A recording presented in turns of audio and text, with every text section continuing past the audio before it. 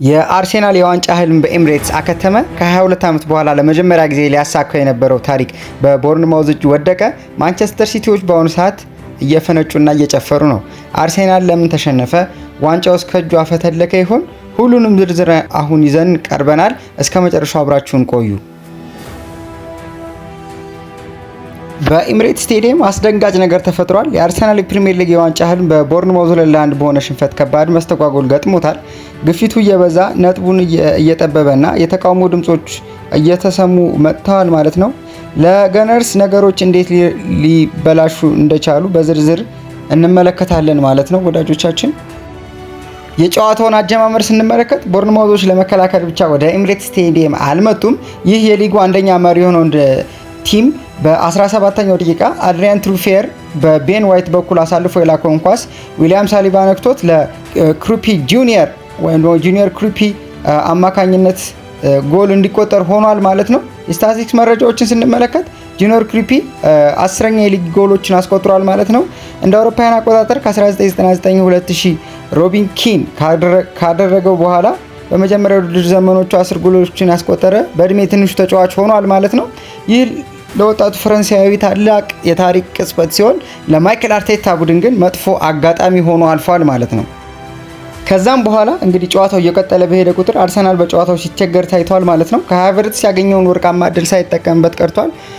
ሆኖም ግን በ35ኛው ደቂቃ ሪያን ክሪስቴ ኳስ በእጁ በመንካቱ ሃንድ ቦል የተሰጠውን ፔናልቲ ቪክቶር ዮኬሬሽ ወደ ግብነት ቀይሯል ማለት ነው። ይህም ለዮኬሬሽ በውድድር ዘመኑ 18ኛ የግብ ተሳትፎ በመሆን ለመመዝገብ ችሏል ማለት ነው። በመጀመሪያው ውድድር ዘመናቸው እንደዚህ አይነት የጎል ቁጥር ላይ የደረሱ ጥቂት ተጫዋቾች ብቻ ናቸው ያሉት ማለት ነው። ውጤቱንም 1-1 ሆነ ማለት ነው። የቪክቶር ዮኬሬሽን ጉዳይ ስናነሳ ግን የማያቋርጥ የግብ ብቃቱ እንደቀጠለ ይገኛል። ባለፉት 8 ጨዋታዎች በሁሉም ውድድሮች ማለት ነው 7 ጎሎችን ማስቆጠር ችሏል። ከዚህም በተጨማሪ የ2026 ተጽዕኖውን ስንመለከት ካስቆጠራቸው 18 ግቦች ውስጥ ወይም ደግሞ ከተሳተፋቸው 18 የግብ እድሎች ውስጥ 11ዱን የተቆጠሩት ያው በ2026 አዲስ ዓመት ከገባ በኋላ ማለት ነው ባሉት ጥቂት ወራቶች ነው። በአጠቃላይ እስከ መጋቢት እና ሚያዝያ 2026 ባለው መረጃ መሰረት ለአርሰናል ባደረጋቸው 40 ጨዋታዎች 18 የጎል ተሳትፎች አሉት። ከነዚህም ውስጥ 16ቱ ግቦች ሲሆኑ ሁለቱ ደግሞ ለግብ የሚሆኑ ኳሶችን አመቻችቶ የሰጠበት ነው ማለት ነው። ከዚህም በተጨማሪ አንዳንድ ዘገባዎች ከሀገራዊ ቡድን ግቦቹ ጋር ተደምሮ በሁሉም ውድድሮች 20 ግቦችን ላይ መድረስ ችሏል ማለት ነው ይህ ስዊድናዊ አጥቂ። ከዚህም በተጨማሪ በቅርቡ በሰሜን ለንደን ደርቢ ከቶተንሃም ጋር በነበረው ጨዋታ 2 ግቦችን ያስቆጠረ ሲሆን እስከ የካቲት መጨረሻ ባለው መረጃ እንዲሁ 12 ጨዋታዎችን 7 ግቦችን ለገነርስ አስቆጥሯል ማለት ነው። በአሁኑ ሰዓት የቡድኑ ዋነኛ የቅጣት ምት ወይም ፔናልቲ መቺ በመሆኑ ከቦርንማውዝ ጋር በነበረው ጨዋታም ነጥብ ያገኙበትን ጎል አቻ የሆኑበትን ጎል አስቆጥሯል ማለት ነው አድማጮቻችን። ከዚህም በተጨማሪ ወደ ረፍት 1-1 ሆነው ነበር የተለያዩት ማለት ነው አድማጮቻችን። በቅርቡ ግን ደግሞ ገና በ54ኛው ደቂቃ ጨዋታው ከተጀመረ ከረፍት በኋላ 9 ደቂቃዎች ከተቆጠሩ በኋላ አርቴታ ደስተኛ አልነበሩም። በዚህ መሰረት በ54ኛው ደቂቃ ሃቨርትዝን ጨምሮ 3 ተጫዋቾችን በአንዴ በመቀየር ሊያንድሮ ትሮዛርድን፣ ኤቨሪቺ ኤዜ እና ወጣትን ማክስ ዳውማንን ወደ ሜዳ ማስገባት ችለዋል ማለት ነው። ሆኖም ይህ ለውጥ ጭንቀት ከማቅለል ውጪ ምንም የፈየደው ነገር የለም ማለት ነው። ከዚህም በተጨማሪ አድማጮቻችን አንድ በጣም ጠንካራ የነበረውን የቦርንማውዝ ጎን ስናነሳ አሪፍ ፕሬሲንግ ነበራቸው። ፕሬሲንግ ዴቪድ ራያ እና ጋብሪኤል ማጋሌዝ ራሱ ኳስ እንዳይቀባበሉ ከፍተኛ ጥረት ያደርጉ ነበር። በዚህም መሰረት ከፍተኛ የፕሬሲንግ ቁጥራቸውን ስንመለከት ወደ ዴቪድ ራያ የተመለሰው ኳስ ቁጥር 38 ፓስ ተደርጎለታል ወደሱ ማለት ነው። በዚህም እሱም ደግሞ ብዙ ኳሶችን በማቀበል ከዴክላን ራይስ ቀጥሎ 49 ኳሶችን አቀብሏል ማለት ነው። በዚህም መሰረት ዴክላን ራይስ 50 ኳሶችን ነው ፓስ ማድረግ የቻለው ማለት ነው። ከዚህ በኋላ ግን ደግሞ በ74ኛው ደቂቃ የጋብሪኤል ማጋሌዝን ኳስ እንዲሁ ኳስ ከኋላ ጀምረው መስርተው ለመውጣት ሲሞክሩ አርሴናሎች ቦርንማውዞች ኢንተርሴፕት በማድረግ የጋብሪኤል ማጋሌዝን ኳስ ማለት ነው ዴቪድ ብሩክስ ኳሱን ለኤቫንሰን ሰጠው። ኤቫንሰን ደግሞ በሚገርም ሁኔታ ወድቆ ለአሌክስ ስኮት ኳሱን አቀበለ ወይም አመቻቸ ማለት ነው። ከዚህም በኋላ እንግሊዛዊ አማካይ ኳሱን ወደ ግብነት በመቀየር ቦርንማውዝን 2-1 ማድረግ ቻለ ማለት ነው። ይህ ድንቅ ተጫዋች እንቅስቃሴው በጣም የሚገርም ነበር ማለት ነው። ይህም ደግሞ ቁጥራቸውን ስንመለከት በአርሴናል ሃፍ ስፔስ ውስጥ ወይም ደግሞ የግማሽ ክፍል ውስጥ ብዙ ተጫዋቾች ነበሯቸው። ፕሬስ አድርገውም ከነጠቁ በኋላ 4 ኳስ ንክኪ አድርገው በአምስተኛው ጎል ማስቆጠር ቻሉ ማለት ነው። የመከላከል ቀውሱን የአርሰናልን በተመለከተ አርሰናል ካለፉት 4 ጨዋታዎች ውስጥ በ3ቱ ሁለትና ከዛ በላይ ግቦች ተቆጥሮበታል ማለት ነው። የስፖርቲንጉን ጨዋታ ብቻ ነው ምንም ጎል ሳይቆጠርበት መውጣት የቻለው ማለት ነው። ኤምሬትስ በዚህ ሰዓት በጣም በዝምታ መዋጥ ችሏል። አርሰናል ደጋፊዎች በጣም ዝምታን አብዝተው ወይም ደግሞ ፍራስትሬት አድርገው መመልከት ይችላል ነበር። ምንም እንኳን ግን በስተመጨረሻ ደስታቸውን ሊጭር የሚችል ኳስ ቪክቶር ዮኬሬሽ አግኝቶ የነበረ ቢሆንም ወደ ውጭ አውጥቶታል፣ ሳይጠቀምበት ቀርቷል ማለት ነው። እሺ አሁን ደግሞ አድማጮቻችን የዚህ ጨዋታ ውጤት ከዋንጫ ፉክክሩ ጋር ያለውን ቁርኝነት እስኪ እንመልከት። ይህ የአሁኑ ትልቅ ቀውስ ሆኗል ማለት ነው። 3 ተከታታይ ሽንፈቶች በካራባኦ ካፕ፣ በኤፍኤ ካፕ እና በፕሪሚየር ሊግ አርሴናል አስተናግዷል ማለት ነው።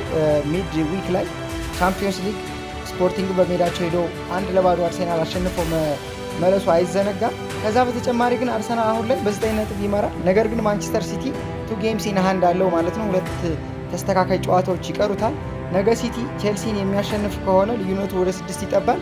ከሚቀጥለው እሁድ ደግሞ አርሰናል ወደ ኤሚሬትስ ወደ ኢትሃድ ተጉዞ ከማንቸስተር ሲቲ ጋር የሚጫወት ይሆናል። የፔፕ ጋርዲዮላ ቡድን ተስተካካይ ጨዋታዎቹን አሸንፎ አርሰናልን የሚረታ ከሆነ የዋንጫ ዕድሉን ወደ እርሱ ይዛወራል ወይም ደግሞ የ22 ዓመት ጥበቃ እንዲሁ በከንቱ ሊቀር ይችላል ማለት ነው። በዚህ መሰረት የአርሰናል ደጋፊዎች በጨዋታው ማብቂያ ላይ ጩኸታቸውን ወይም ደግሞ የቅሬታ ጩኸታቸውን አሰምተዋል ማለት ነው።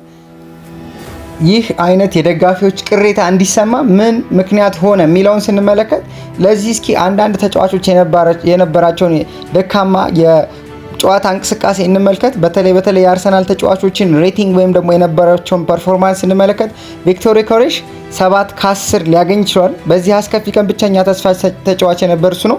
የፍጹም ቅጣት ምቱንም ደግሞ በልበ ሙሉነት ያስቆጠረ ሲሆን በመጀመሪያው አጋማሽ የአርሰናል የፊት መስመር ብቻውን ሲመራ ነበር።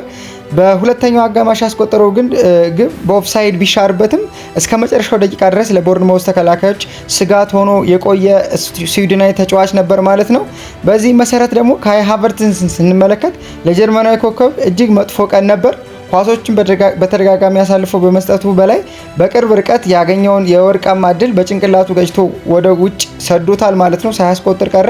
በ54ኛው ደቂቃ ከተቀየሩ 3 ተጫዋቾች ውስጥ አንዱ ነበር። በዚህ መሰረት ሬቲንጉ ከ10 4 ሆኗል ማለት ነው። ጋብሪኤል ማርቲኔሊ ስንመለከት በመጀመሪያው አጋማሽ ኳስን መንካት እንኳን ተስኖት ነበር። 7 ጊዜ ብቻ ነበር ኳስን የነካው። የቦርንማውዝ ከፍተኛ ጫና ወይም ደግሞ ሃይ ፕሬሲንግ ሙሉ ለሙሉ ከጨዋታ ውጭ አድርጎት ስለነበር በሁለተኛው አጋማሽ መጀመሪያ እንዲሁ ከካይ ሃቨርትስ ጋር ተቀይሮ ወጧል ማለት ነው። በዚህ መሰረት ተመሳሳይ 4 ከ10 የሆነ ሬቲንግ ነበረው ማለት ነው። በጣም ደካማ ነበር። ዴክላን ራይስን ስንመለከት ተጫዋቹን ለማነቃቃትና ደጋፊው እንዲረጋጋ ጥረት ሲያደርግ የነበረ ቢሆንም ከማዕዘን ምቶቹ እጅግ አደገኛ ኳሶችን ያሻማ ቢሆንም እንዲሁ የቡድኑ ሽንፈት ሳይታገድ ወይም ደግሞ ለመታደግ ሳይችል ቀርቷል ማለት ነው። በዚህ መሰረት መካከለኛ የሆነ ሬቲንግ 6 ከ10 ተሰጥቶታል ማለት ነው። ዴቪድ ራያን ስንመለከት ምንም እንኳን የተረጋጋ ለመምሰል ቢሞክርም በቦርንማውዝ ከፍተኛ ጫና ምክንያት በሁለተኛው አጋማሽ ላይ የመረበሽ ምልክቶች ይታዩበት ነበር። በተለይ ኳስን ከኋላ መስርቶ ወደፊት ለማድረስ ላይ ተቸግሮ ታይቷል። በዚህም መሰረት እንደ ዴክላን ራይስ ሁሉ 6 ከ10 ሬቲንግ ነበረው ማለት ነው። ጋብሪኤል ማጋሊሽ እና ዊሊያም ሳሊባን ስንመለከት ደግሞ ሁለቱም 5 እና 6 ሬቲንግ ነበራቸው። በተለይ ማጋሊሽ እንዲሁ 5 ሬቲንግ ብቻ የነበረው ተጫዋች ነው። እንደምናውቀው ዘንድሮ በጣም ጥሩ የፕሪሚየር ሊግ ሲዝን እያሳለፈ የሚገኝ ተከላካይ ነው። በዚህ ጨዋታ ላይ ግን ጥሩ አጀማመርን ወይም ደግሞ ጥሩ አፈጻጸም አልነበረውም። ሳሊባ በመጀመሪያ ግብ ላይ እድል አልነበረውም። ኳስ በእግር ተነክታ ወደ ነው ለግብ አመቻችቶ እሱን እንዳቃበለ የሆነው ማለት ነው። በእርግጥ ኢንቴንሽናል አልነበረም። ጋብሪኤል ደግሞ በሁለተኛው ግብ ላይ ስህተት የሰራ ሲሆን በአጠቃላይ የተከላካይ መስመሩ ለቦርንማውዝ ጥቃት በቀላሉ የተጋለጠ ነበር ማለት ነው። ተቀያሪ ተጫዋቾችን ስንመለከት አርቴታ 3 ተጫዋቾችን በአንድ ቀይሮ በማስገባት ለውጥ ለማምጣት ቢሞክርም በተለይ ማክስ ዳውማን በደጋፊ ዘንድ ማነቃቃትን ፈጥሮ ነበር።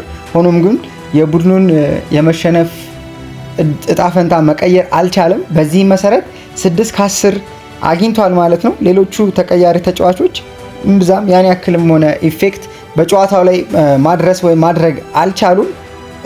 ከዚህ በተጨማሪ ለአርሴናል ቪክቶር ዮኬሬሽ ምንም እንኳን 18 ግቦችን ቢያስቆጥርምና የግብ ተሳትፎውን 18 ቢያደርስም ሃቨርትስና ማርቲኔሊ የሰጡት ደካማ ብቃት ግን አርሴናል ለከፍተኛ ዋጋ ዳርጎታል ማለት ነው። ከዚህም በተጨማሪ አርሴናል ተከላካዮች እንደ ወንፊት መበሳሳታቸው ለዋንጫ ተቀናቃኛቸው ወይም ደግሞ ለማንቸስተር ሲቲ ትልቅ የደስታ ዜና ሆኖላቸዋል ማለት ነው። እንግዲህ ውድ አድማጮቻችን የዛሬው ዘገባችን ይህን ይመስል ነበር። ከጨዋታ በኋላ የተመለስንበት የአርሰናልና የቦርንማውዝ ዘገባችን ማለት ነው። አርሴናል በቀጣይ እሁድ በኢቲሃድ ስቴዲየም ከማንቸስተር ሲቲ ጋር ወሳኝ ፍልሚያ ይጠብቀዋል። ያን ጨዋታ የዋንጫውን ባለቤት ይወስናል ብላችሁ ትገምታላችሁ ወይስ ሲቲ ነገ ቼልሲን አሸንፎ ልዩነቱ እንደሚያጠብ እርግጠኛ ናችሁ? ያላችሁን አስተያየት በኮሜንት መስጫው ላይ ጻፉልን። ቪዲዮ ከተመቻችሁ ላይክ አድርጉ። እንዲሁም ሰብስክራይብ በማድረግና ለወዳጅ ዘመዶቻችሁ በማጋራት አጋርነታችሁን እንድታሳዩን እንወዳለን። በቀጣይ የጨዋታ ትንታኔዎችና ሰበር ዜናዎች እስከምንገናኝ ድረስ በሰላም ቆዩ። ባይ ባይ።